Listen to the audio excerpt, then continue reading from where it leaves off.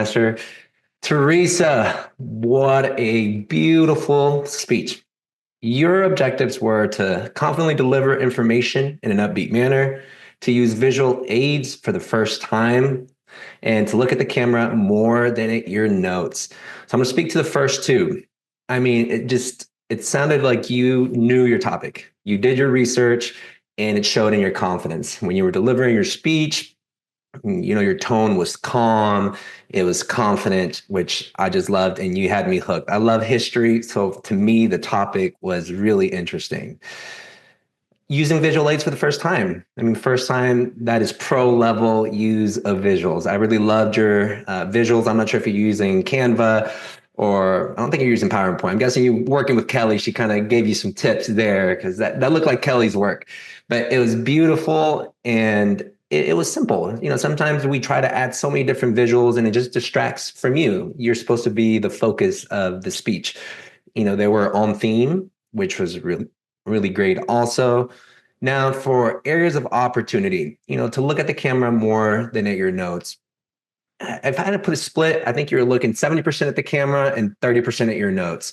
That I think it happens to all of us when we have a topic like yours. You're trying to get all the information, deliver it. I know a tip that I've always received is, having bullet points on a sticky note by the camera, so it looks like you're looking at the camera. So there's a lot of different ways to play with that. But I could see you looking down at the bottom. No big deal. I will also just work on recording yourself. I know this has been very helpful for me. You were trying to deliver your speech in an upbeat manner. And sometimes it's hard when we're in real time to know if you're being upbeat or not. But when we record ourselves or we practice the speech, you can find moments throughout your speech of like where I can emphasize certain words or where to build in a little pause, to just make a point more dramatic. Just different things like that. Definitely a lot of opportunities in that speech to build in different tones and upbeat throughout. Your conclusion, I think you wrapped it up. This is my story of Thomas Abel or whatnot.